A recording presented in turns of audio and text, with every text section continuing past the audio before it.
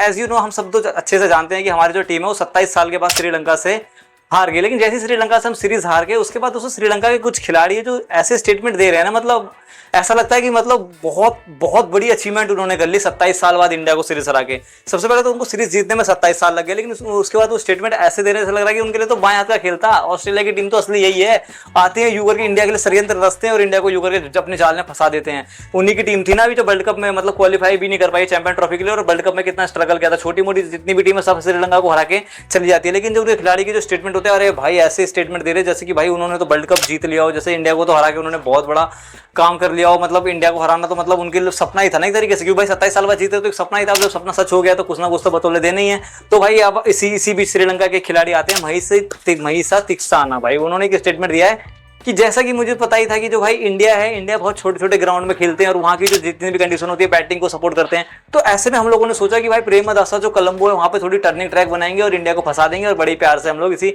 जाल में हमने फंसाया और हम जीत गए। मतलब भाई आपको अगर याद होगा तो अभी रिसेंटली में भी एशिया कप जो हुआ था 17 सितंबर में जो फाइनल हुआ था ये 2023 में, उसमें क्या करा था भाई आप लोगों ने, किस तरीके से आपकी हालत की थी आप सबको तो पता ही हुआ ना। बहुत अच्छे 50 रन के स्कोर पे ऑल आउट कर दिया था श्रीलंका को इसी प्रेमदासा कोलंबो स्टेडियम में, और इंडिया 10 विकेट जीत गई थी 263 बॉल रहते हुए।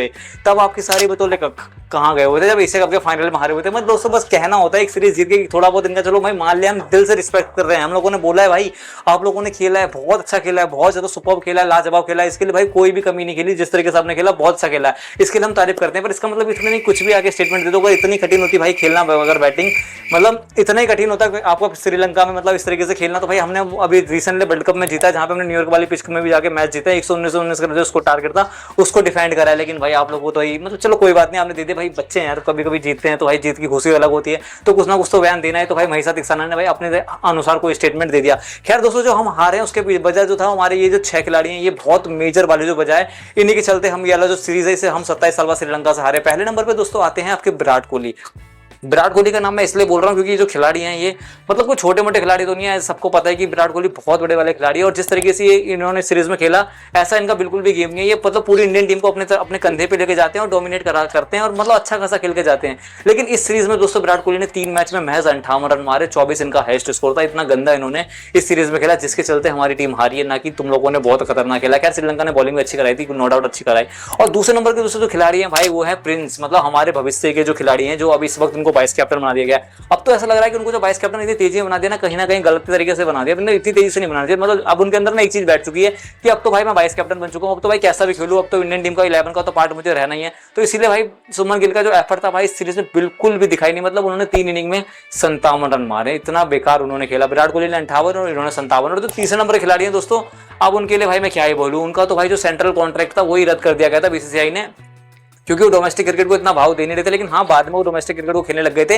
लेकिन उसके बाद जब उनको इंटरनेशनल क्रिकेट में मौका मिला तो भाई उसके बाद बीसीसीआई भी सोच रही है कि क्यों मौका दिया। मतलब मैं बात कर रहा हूँ श्रेयस अय्यर की, जिन्होंने भाई 38 रन मारे, महज 38 रन। मतलब इस तरीके की श्रेयस अय्यर बैटिंग नहीं करते, बहुत अच्छा खेलते हैं वो, स्पिनरों को बहुत लाजवाब खेलते हैं। इससे पहले जो उनकी कमजोरी थी शॉर्ट बॉल थी, लेकिन इस सीरीज में तो ऐसा लग रहा है कि भाई उनकी कमजोरी पूरी क्रिकेट ही बन चुकी है जिस तरीके से उन्होंने खेला। मतलब 3 मैचों में सिर्फ 38 रन मारे उन्होंने यार। मतलब भाई श्रेयस अय्यर से मुझे बिल्कुल भी उम्मीद नहीं थी कि वो इस तरीके से बैटिंग करेंगे। और चौथे नंबर के दोस्तों जो खिलाड़ी हैं वो खिलाड़ी हैं दोस्तों आपके शिवम दुबे। भाई ये मतलब जिस तरीके से इन्होंने आईपीएल में खेला था उसी हिसाब से हम इनको लेकर आए थे कि भाई ये जब इंडियन नेशनल में जाएंगे इंडिया के लिए खेलेंगे बहुत सुपर और लाजवाब वाला खेलेंगे। पर इन्होंने क्या खेला यार, 3 इनिंग में सिर्फ 34 रन, जिसमें से 1 इनिंग में 25 रन बना दिए, तो बाकी 2 इनिंग में तो मर के 9 रन बनाए इन्होंने। इस तरीके का इन्होंने खेला शिवम दुबे ने। मतलब इतनी उम्मीद नहीं की थी, सब कह रहे थे कि हार्दिक पांड्या को रिप्लेस करके शिवम दुबे अच्छी खासी बॉलिंग करेंगे, पर ना बाबा ना भाई, हार्दिक पांड्या को मतलब रिप्लेस करना इम्पॉसिबल है। भाई बहुत बड़े वाले खिलाड़ी हार्दिक पांड्या, जो शिवम दुबे मुझे नहीं लगता कि वो कर पाएंगे। और दोस्तों 5वें नंबर के खिलाड़ी है, इसके अंदर दोस्तों मैं एक साथ 2 खिलाड़ी को जोड़ने वाला हूं। जी हाँ, मैं बात करूंगा अपने विकेट कीपर के, जो इंडियन टीम के जो विकेट कीपर है। भाई क्या खेला है सीरीज में भाई राहुल ने, भाई मतलब क्या खेला भाई राहुल ने। 2 इनिंग में महज 31 रन मारे, उसमें पहले इनिंग में 31 मार दिए, दूसरे इनिंग में 0 मार दिए। खैर दोस्तों राहुल को मुझे लगता है कि थर्ड जो ओडीआई था उसमें भी उनको चांस देना चाहिए था, लेकिन उनको अवॉइड कर दिया गया। लेकिन उन्होंने 31 रन मारे, मतलब क्या खेला। उसके बाद उन्होंने जो कीपरिंग थी पूरी की पूरी बेकार की, मतलब कहते हैं ना इतनी बेकार कीपिंग करी, बहुत मिसफील्डिंग जो थी वो केएल राहुल ने कीपिंग करी, और साथ साथ जो बैटिंग थी उनकी बहुत ज्यादा एवरेज रही। और उसी के साथ साथ दोस्तों 5वें में एक और खिलाड़ी को जो नाम जोड़ने वाला हूं वो है मैं ऋषभ पंत। भाई ऋषभ पंत को मैं इसलिए जोड़ना चाहता हूं क्योंकि भाई उनको पहले मैच में एक मौका मिला, भाई क्या कर रहे हैं, 9 बॉलों पे 5-6 रन बना के जा रहे हैं वो। मतलब भाई उनका तो भाई दोस्तों भाई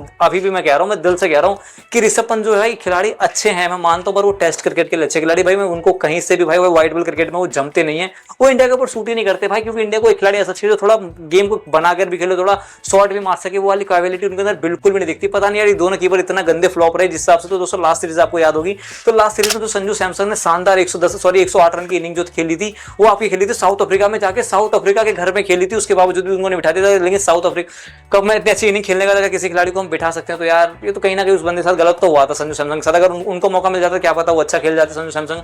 और दोस्तों जो लास्ट खिलाड़ी है वो है सिराज, उसको छठे नंबर पे जिनको मैं कहना चाहता हूँ। सिराज का नाम मैं इसलिए कह रहा हूँ क्योंकि सिराज का मतलब कहते नहीं कि हाउ मतलब एक वो था उनके लिए, मतलब आओ किसी के खिलाफ विकेट मिले ना मिले, लेकिन श्रीलंका जैसी आएगी श्रीलंका को तो मतलब चारों खाने चित करना जो जानते थे वो आपके जानते थे। मोहम्मद सिराज जिस तरीके की बॉलिंग कराते थे, आपको यार याद ही था ना एशिया कप के फाइनल में क्या बॉलिंग कराई थी उन्होंने, मतलब 21 रन देके 6 विकेट निकाले थे एशिया कप के फाइनल में श्रीलंका के खिलाफ इसी स्टेडियम में प्रेमदासा कोलंबो में। और इससे बारे इनसे बहुत ज्यादा उम्मीद लगाई थी कि वो अच्छी खासी बॉलिंग करा सकते हैं, क्योंकि इस वक्त जो इंडिया के जो स्ट्रेंथ है ना फास्ट बॉलर की वो मोहम्मद सिराज के रूप में गए थे। पर उन्होंने कैसी बॉलिंग करा यार, उनकी बॉलिंग देखे सच में यार मुझे बहुत ज्यादा दुख हुआ। मतलब 3 मैचों में सिर्फ 3 विकेट ली, और जो लास्ट मैच में था जहां पे उनको अच्छी बॉलिंग करानी चाहिए तो यार वहां वो 9 ओवर में 74 रन खा रहे हैं यार। क्या किस तरीके की उन्होंने बॉलिंग कराई, मतलब कुछ जमा नहीं सिराज भाई। अगर दोस्तों अगर ये खिलाड़ी कुछ अपना थोड़ा बहुत परसेंट भी योगदान दे देते ना, मतलब 5% उन लोगों का अपना जो था योगदान दिया, अगर उन लोगों ने अगर 30-40% भी दे देते तो इंडिया इस सीरीज को बड़े प्यार से जीत जाती। खैर दोस्तों इस सीरीज को हम हार गए जिसका दुख तो है, क्योंकि 27 साल के बाद हम श्रीलंका से कोई सीरीज हारे, जिसके बाद श्रीलंका खिलाड़ी बहुत ज्यादा उछल रहे। खैर उनको भी उछलने दो यार, वो जीते हैं तो उनका पूरा राइट है कुछ ना कुछ बोलने का। तो भाई अब तो अपनी दिखाएंगे कि हम भाई जीते हैं तो कुछ ना कुछ तो उनको स्टेटमेंट पास करना ही है, तो इसीलिए उन्होंने टिक्साना ने करते हैं। बात तो सही है। आपसे अगले वीडियो में आज के लिए बस इतना। That's it, thank you, bye.